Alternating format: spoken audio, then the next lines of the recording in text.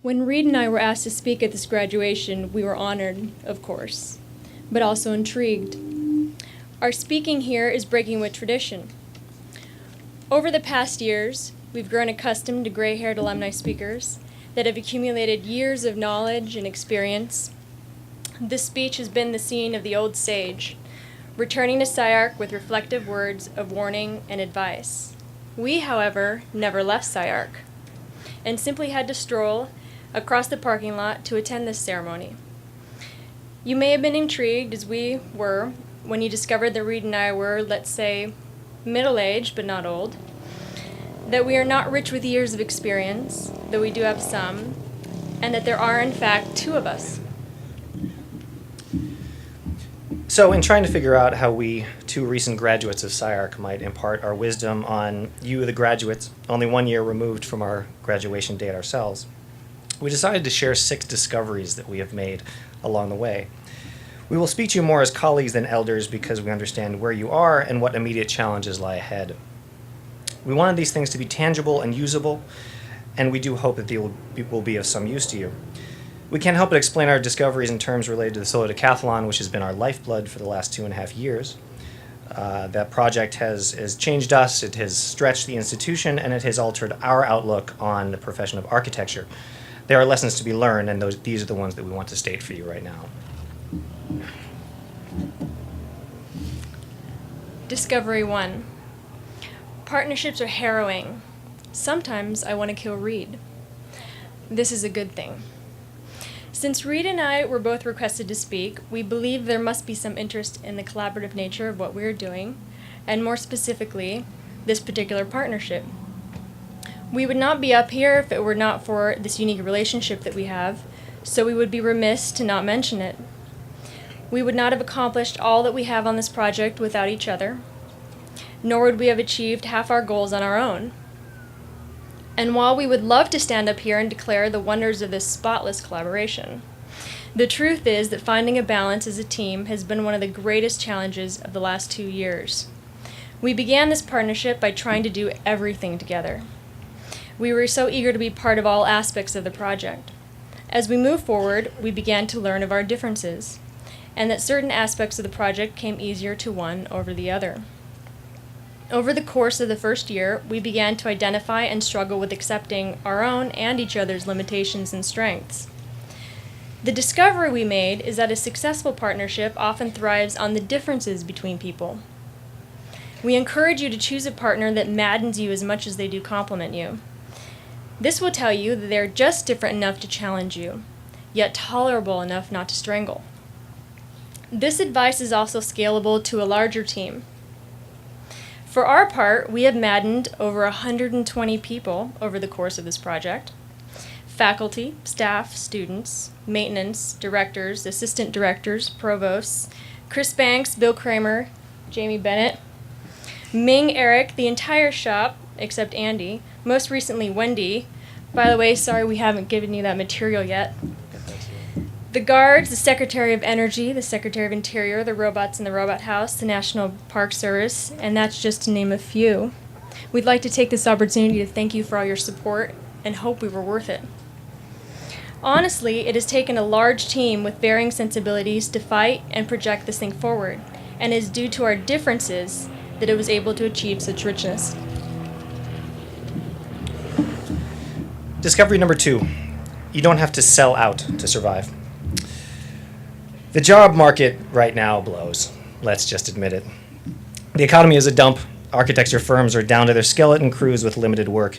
And you have a boatload of student loan debt, which you will start paying off in about 6 months. You are not alone. The total outstanding student loan debt in America has recently eclipsed the total credit card debt at over $1 trillion. This realization is extremely daunting and will either render us paralyzed in fear or in search of a PhD or master's program that will keep this going for another few years. As recent graduates, those of us who choose to enter the job market often hear that there are 2 distinct professional paths that we can take. We can take the compromised path or the uncompromised path. The former is associated with selling out, while the latter rewards personal sacrifice in the name of architectural purity. Under this premise, there are basically 2 suggested solutions. The first is that you can desperately search for deplorable work that pays the bills, Or you can work for someone that you admire, do the work that you want to do, but work for free. The discovery we have made is that this duality is false, and that there is a wide spectrum of options for you between these poles. These paths between will be forged by your creativity and by your resourcefulness. What we have learned from this project is that there are unexpected entities in the world that are eager to support viable projects such as ours, the Solar Decathlon. And when you are onto something good, onto something right, these people will flock to you. So, through our own experience, we offer this advice to you. What you need to do is start with big ideas. Then you create these strategic partnerships with people in the world that are interested in this idea. Be creative in where you find them. Let your ideas and your creativity lead the way. This will allow you to further your architectural vision while consequently paying off your student loans. Discovery number 3. Niches and junctions. One challenge of our project is that it has extended us to tackle disciplines typically outside the field of architecture. Because of the nature of our SCI-Arc Caltech team, we have been trained exclusively in architecture and in engineering. However, the competition has a much broader scope that requires our involvement in various fields. We were tasked to fundraise over $1 million, communicate our project's intentions through web, video, and print, market our building towards a target demographic, and contextualize our project within that market. Not to mention having to design, build, engineer, and transport a building across the country, all while doing so within an affordable budget. Given the breadth of responsibilities, this project has stretched our team of architecture and engineering students to take on roles outside of our own discipline. Our discovery is that there are niches to fill in the junctions between architecture and other disciplines that are largely uncharted. And these areas are looking for our involvement. So as you consider your next step, look at yourself and understand that your place might be outside the scope of a traditional architect. You may find your greatest potential lies within the overlapping areas of the Venn diagram. By acknowledging that, not only do you find your place, but you are contributing to the expansion of the field of architecture.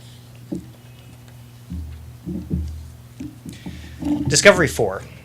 Being a responsible architect is not as easy as it seems.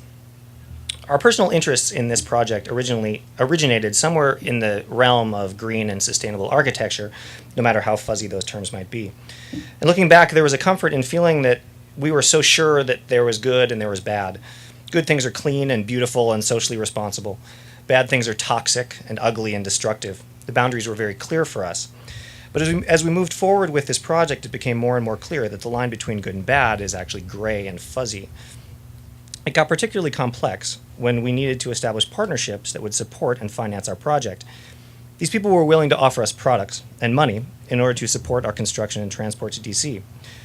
We believed deeply in the importance of our project, but felt inclined to ask some difficult questions that you will no doubt have to ask yourselves.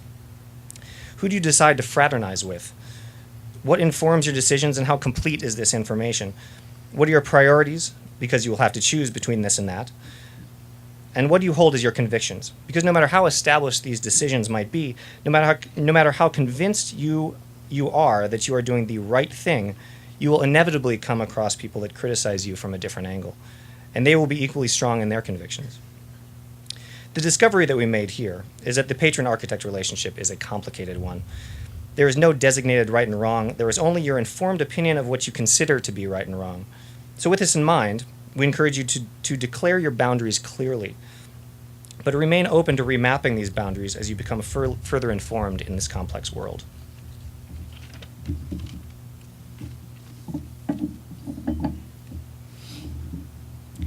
Discovery number 5.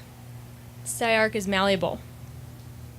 At the onset of this project, Reed and I were challenged to convince 2 schools to take on a project that was large in both scale and risk, but rich in pedagogy. On one campus, we found ourselves faced with the typical institutional mountain of red tape and bureaucracy, pinballing from provost to finance director to faculty to president, and back again acquiring all the required signatures. On the other campus, we sat down in a meeting with the directors, pitched our idea, and were essentially told, if you can make it happen, go for it. While there were hoops to jump through, We found that SCI-Arc was receptive to change and had an interest in incorporating the new, the unknown, the uncomfortable. Last year at this event, Eric declared that SCI-Arc is not interested in a specific pedagogy, but that it is, quote, interested in the production of the people and the support of the people that will in turn make the pedagogy, end quote. This institutional elasticity allowed this project to happen, and it is a critical component to retain as SCI-Arc grows. Our discovery is that SCI-Arc is an extremely unique institution in its malleability. We believe it is of value for you to recognize the kind of institution that you are graduating from, and let that contextualize the kind of architect that you are. And we encourage you to seek out or establish a similar institution that encourages change and allows you to chart your own path. Last discovery, discovery 6. You must establish your own value, and this is an important one. As Elisabeth and I have watched our colleagues head off into the workforce over the last couple years, we have observed an unfortunate trend towards work with little or no compensation. For anyone out there unaware of this lunacy, it's not uncommon for graduates to come out of here and work without pay for undetermined periods of time post-graduation. By doing this, not only are you undervaluing yourself, but you are perpetuating a trend that is destructive to our profession. There is this insane notion that out there that the experience of working for someone is somehow on par with receiving a salary, and in no other fields do you see this. So our last discovery is simple, and it is just this. Know that people are out there that are willing to pay for you, but that this requires for you to not undervalue yourself. Don't forget how hard you have worked to get this degree. Establish your own value and don't work for free. Get paid, do great work, live large, find a good partner, kick ass. Peace out.